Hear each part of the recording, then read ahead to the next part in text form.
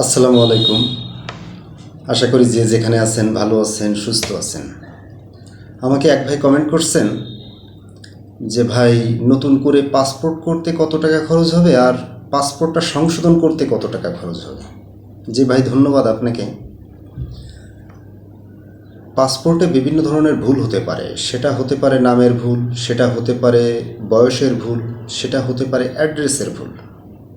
তো আপনার ভুল হলে এই পাসপোর্টটা সংশোধন করতে যে কয় টাকা খরচ হবে, আপনার নতুন করে পাসপোর্ট করতেও সেম খরচ হবে।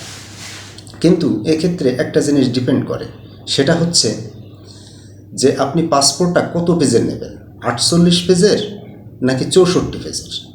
এক্ষেত্রে এই পেজের উপর বেসিস করে আপনার খরচটা কিন্তু চেঞ্জ হবে। আবার দেখা যাচ্ছে পাসপোর্টটা যদি আপনি নিয়মিত ডেলিভারি নিতে চান, সেক্ষেত্রে একরকম খরচ হবে, আর যদি আর্জেন্ট ডেলিভারি নিতে চান সেক্ষেত্রে একরকম খরচ হবে। কিন্তু নতুন করে পাসপোর্ট করতে এবং পাসপোর্ট সংশোধন করতে সেম খরচই হবে।